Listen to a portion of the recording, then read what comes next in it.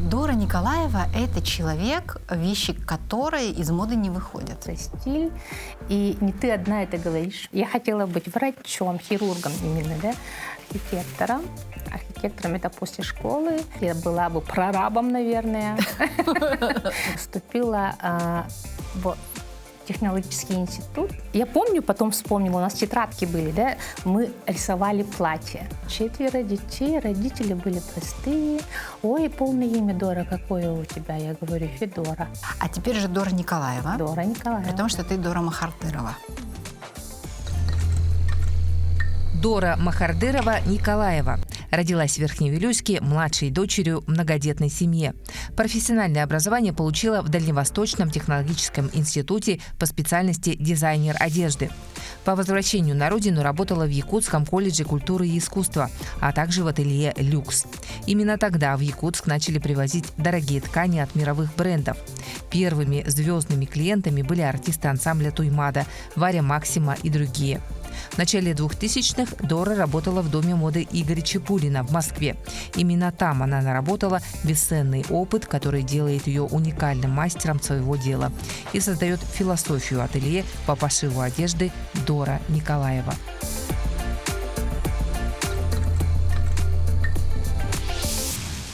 Дора, привет.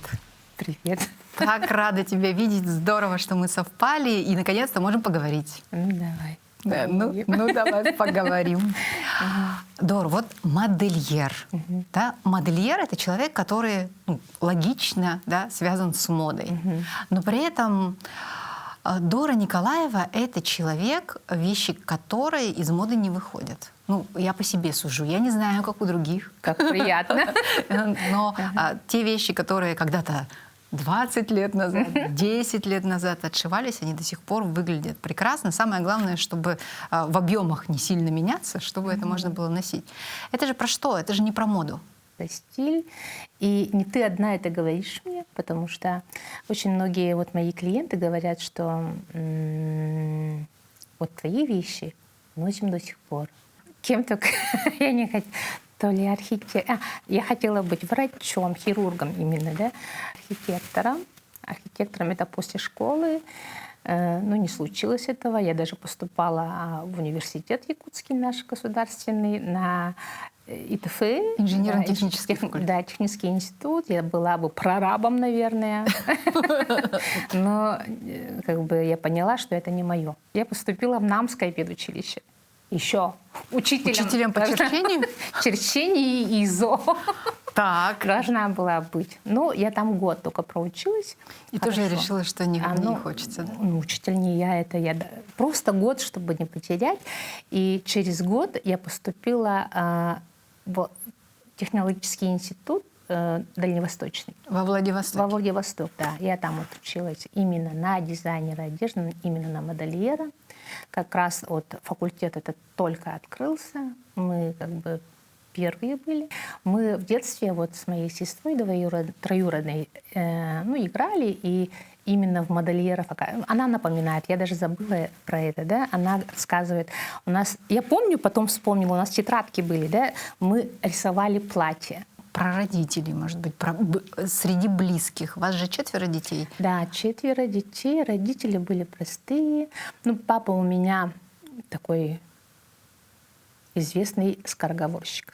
Николаев Петр Иннокентьевич. Он выступал, ездил даже в Кремлевском дворце выступал. Да. Мама, ну, обычные вот эти вот там варежки, там эти... Папе шила, а так особо так прям не шила. У меня бабушка же шила. Бабушка, в честь бабушки меня назвали, имя дали Федора. Ага. Федора это переводится «дар Божий», Дора, Федора, как бы, да. Мне когда-то не нравилось в детстве Федора. Я, кстати, вот хотела спросить, как было с принятием имени. Я долго не воспринимала. Я когда училась во Владивостоке, у меня англичанка была, и она такая: ой, полное имя Дора, какое у тебя? Я говорю, Федора. А теперь же Дора Николаева. Дора Николаева. При том, что ты Дора Махардырова. Да? Дора Николаева. Ну смотри, Дора Николаева — это фамилия как бы не мое, не наше. Это вот папина фамилия, но это придуманное, понимаешь? 50-е годы, это когда папина сестра работала в сельсовете, она всех переименовала с Махардыровых на Николаевых. А доченька же у вас еще Кере Мария. Махардырова Кере Мария, Аялкыга. Тогда еще только она родилась, только вот эти, пришло же Кыга писать. Да. Она была бы Аяловна. Ой, ужас какой. Сейчас она Аялкыга, и я хочу, чтобы она... Ну, я веду к тому, чтобы она потом Кыга убрала. А, да? Хочешь? Кере Мария, Аял. Классно же? Да. Так. Махардырова. Очень интересно. Да. Ну, у дочери же тоже очень интересная история, как вы ее называли. Вообще, вот выбор профессии, выбор нейминга, да, выбор имени и фамилии, это какой-то такой красной линию проходит у тебя. Ну, да. Получается, что да, у меня не всегда это просто не получается. Ну, я так почему. Имя дочки я выбрала сама, Кере. Просто Кере. Изначально я хотела Кескиль. Ты вот представляешь девочку с именем Кескиль? И все такие имени. Кескиль, Аялкыга, Махардырова. И все такие, Кескиль, это же мальчиковое имя. Я такая, пусть будет Кескиль, там, Кескиллях, типа, ну, что у него там впереди все хорошо. И с этим я родила. И сестра мне звонит, я еще дочку не видела, и звонит, говорит, ну, как назовешь? Я говорю, Кере. А ты не хочешь двойное имя? Я говорю, хочу. Такая, Кере Мария. Да, хочу. Потому что Мария — это моя мама. Я ее обожаю, люблю.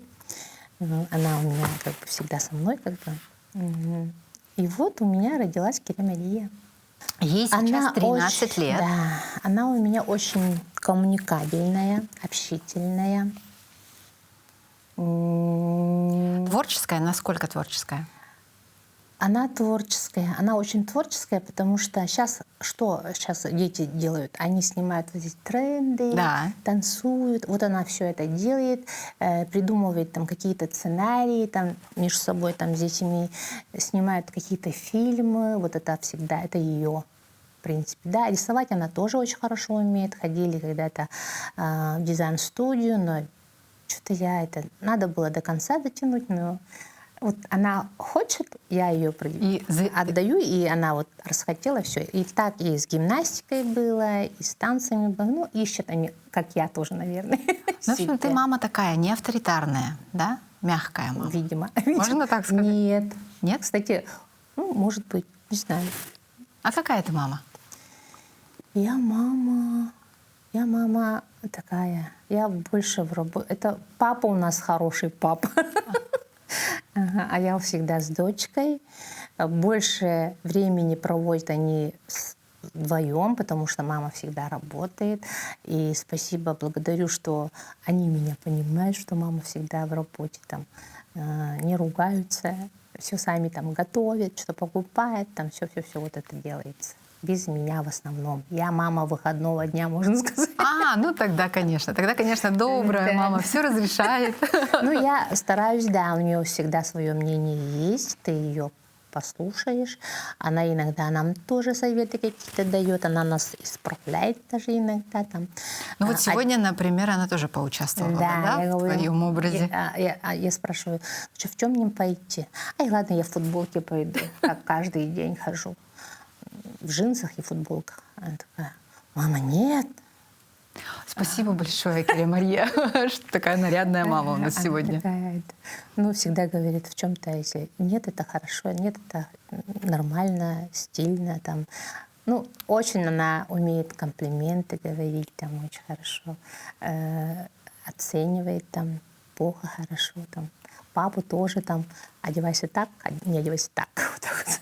Ну, свой стилист домашний. Пока. Ты являешься резидентом Квартала труда. Да? И там на сайте я посмотрела, когда готовилась, искала информацию, и первым делом вышел сайт Квартала труда.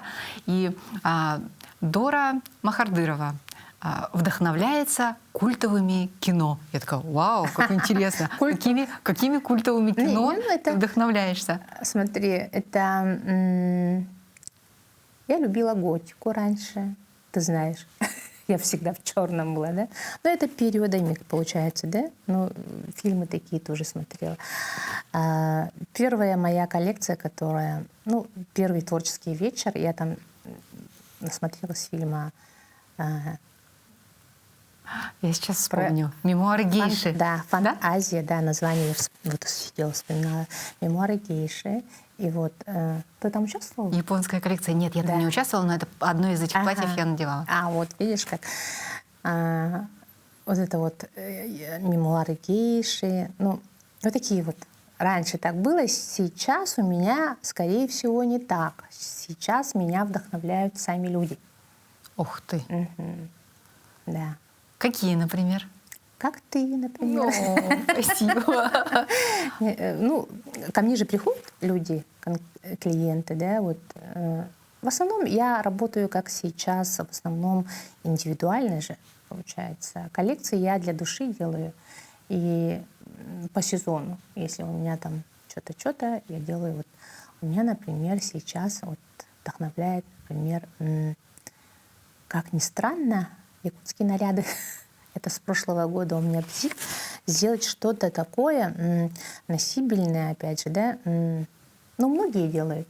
Да, это же Многие сейчас делают, да, тренд. многие делают, но у меня как бы это пришло само собой не из-за того, что там все начали делать. И вот время пришло, я считаю. Раньше вот я вообще никогда не думала, что у меня будет в якутском стиле коллекция, то все. Но вот я сейчас хочу так сделать, например. Вот это поворот. Да, возраст, наверное. Ну, я думаю, что это зрелость какая-то внутренняя. Ну да. Да? Все равно очень много же, все равно сквозит вот это возвращение к корням. А вот хочется, чтобы сейчас очень многие якутии интересуются же. И хочется, чтобы эту якутию, модную даже якутию, да, вот, чтобы они тоже это видели. Что Конечно. есть у нас модные люди, что у нас такие костюмы мы можем носить там на каждый день. Не обязательно там традиционные вот эти костюмы, да, то, что вот сейчас вот у нас есть, а что-то такое европейское, но стилизованное.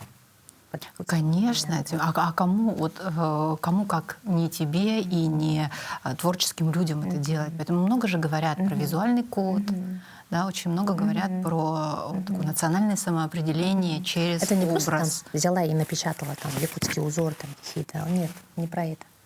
Совсем другое. Я поняла. Такое осмысление, да, другое. В общем, в ближайшем будущем мы будем ждать эту коллекцию. Да. Я позову. Отлично. Это в скором, да, будущем. Хорошо. Вдохновляешься людьми. Чем еще вдохновляешься? Что еще нравится? Вдохновляет поездки. Поездки, путешествия. Это все. Это так классно, оказывается, путешествовать. Я очень долгое время... Ну, я всегда путешествовала, но очень долгое время, когда вот дочка родилась, засиделась. Засиделась — это... Не буду скрывать, долги, то, сё, как бы, да.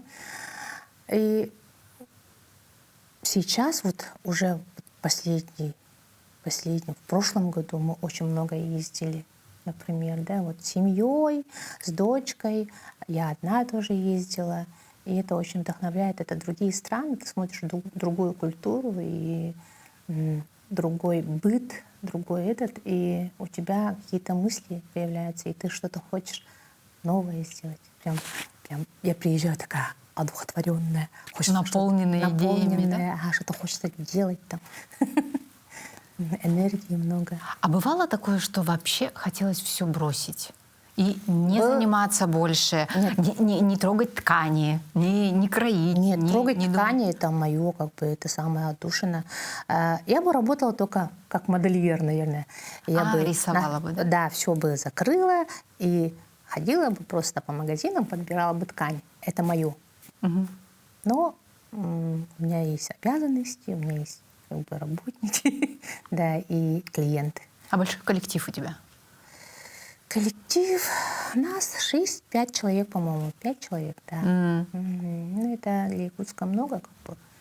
У меня же не производство, это только индивидуальные заказы, как бы всегда есть. Клиенты всегда есть. А есть идея производства? Ну, хотя, мне кажется, это сложновато в наших условиях, да? В Якутске с производством, я бы не сказала, я бы пошла, например, работать в Сахабул производство. Но нету здесь У производства нас нет, да. такого, да. Ну, это Якутия, она не такая большая.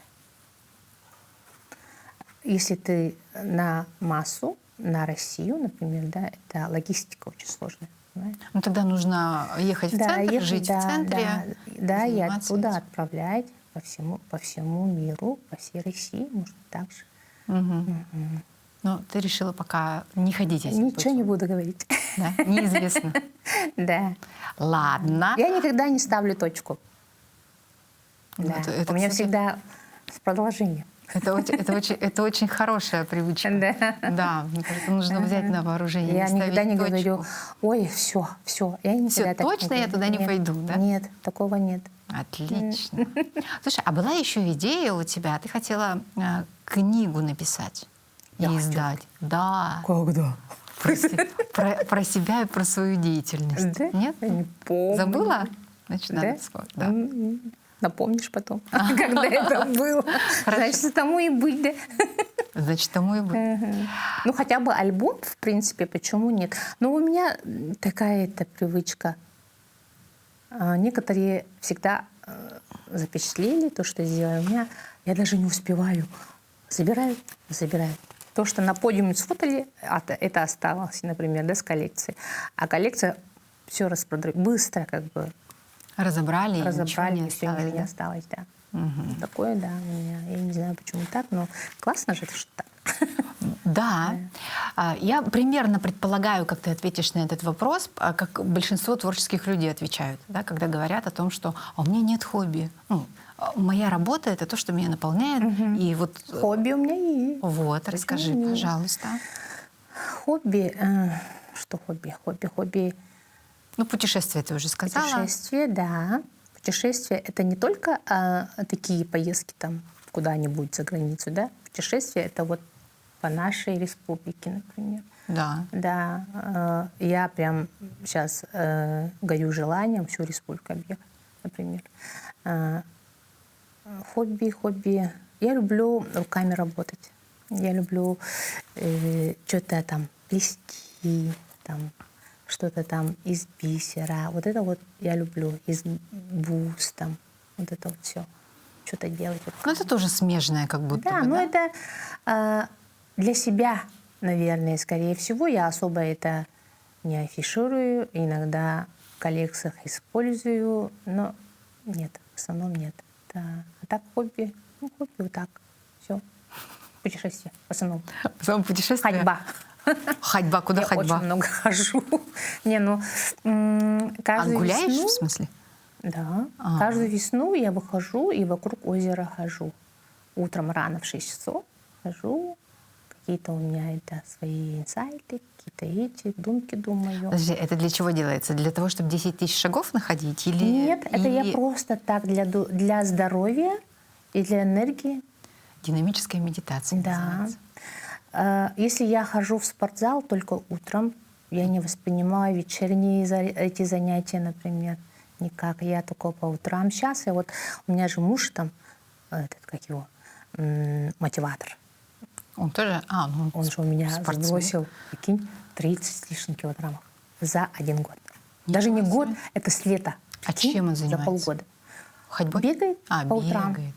По утрам бегает, и я, смотря на него, тоже хочу. И вот до Нового года, как я начала ходить, и не останавливаюсь, хожу и хожу по утрам. Он встает в 5:30, идет сразу в зал, а я в 6:30. В 6 встаю и сразу в зал. И это у нас благо модуль вот тут вот под низом. А скажи, пожалуйста, как ты относишься к выражению такому устойчивому, когда говорят, что по одежке встречают? Ты встречаешь по одежке? Для тебя важно, как одет человек, или не очень? Ну, раньше было важно, наверное, а сейчас как-то это нет. Это как-то уходит, наверное. А так по одежке встречают, да, это до сих пор это есть, в принципе. Ну, Поэтому- Я смотрю всегда, кто как одет. И я такая думаю, про меня тоже, наверное, так же. Сразу. Нет, конечно. Когда говорят модельер, то, наверное, все сразу оценивают. Да. В чем А я она в обычной жизни очень просто одеваюсь в джинсах, футболке. Ну, при этом футболка дизайнерская, на секундочку, да, личного бренда, так, Ну да. между нами. И украшения всегда очень Не, ну, интересны. с одной стороны, я никогда там мое только свое одеваю. Нет, такого нету.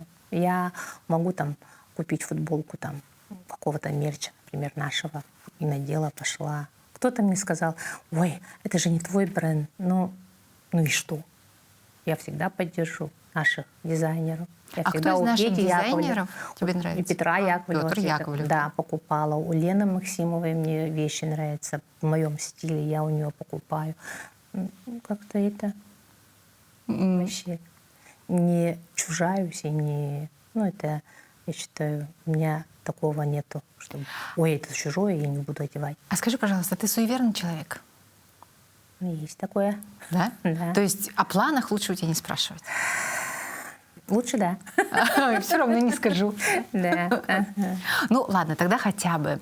Давай вот представим, через 5 лет, где бы ты себя хотела видеть, какой бы ты себя хотела видеть?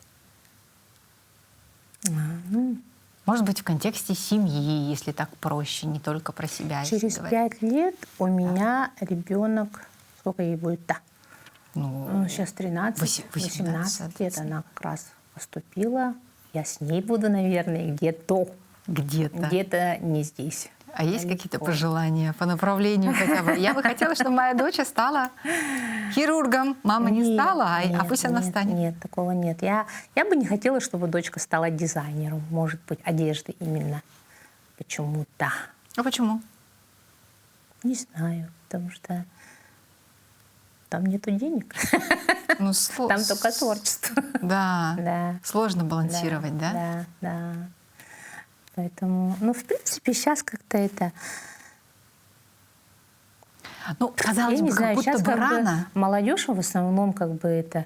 Они быстрые и особо и не учатся на дизайнеров, и становится дизайн как бы это бизнес. Это скорее бизнес, да. Может быть, бизнес как дизайнер одежды, если ей как бы это...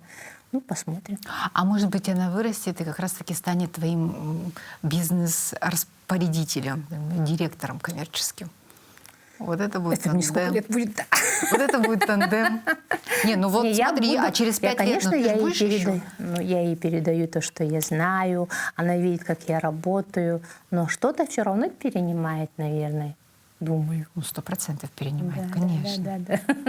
Но я ей не говорю: смотри, как мама работает. Нет, не говорю, она просто смотрит, ходит там что-то. Ей нравится у меня находиться, например, на работе. Она прям просится ко мне. 2 года я же вышла на работу, по уходу сидела 2 года. Это были самые такие долгие 2 года, когда я не работала. Сложно не работать? Сложно не работать. Я не могу без работы, оказывается. Я тогда поняла, что я без работы не могу. Вообще. И вот с 2 лет она со мной на работе постоянно. Ну, мамочка работает, и дочь вместе. И дочь Но вместе. она говорит: мне тебя не хватает иногда. Такие моменты тоже бывают. Мы плачем вдвоем. А ты вообще любишь мечтать? Или ты такой реалист? Мечтаем, нет. Почему нет? Я мечтаю и знаю, что если правильно мечтать и что-то делать, они сбываются мечты. Да, если мечта превращается в цель, Да. и Нет, мечтаю и сижу, когда это манной небесной меня. Нет такого. работать, Работать и работать. да. Даже если ты творческий человек, Да. даже если ты модельер. Да. А когда занимаешься любимым делом, это не работа, мне кажется. 100%. Да. Я, например, после работы, работаю, потом остаюсь, например, одна. И вот это вот для меня вообще кайф. Я делаю, я одна, и что-то творю, что-то делаю. Это мне очень нравится. Вот такие моменты. А чей пример, если брать вообще вот мировую индустрию моды, для тебя показательный и такой вдохновляющий? Чей пример, да?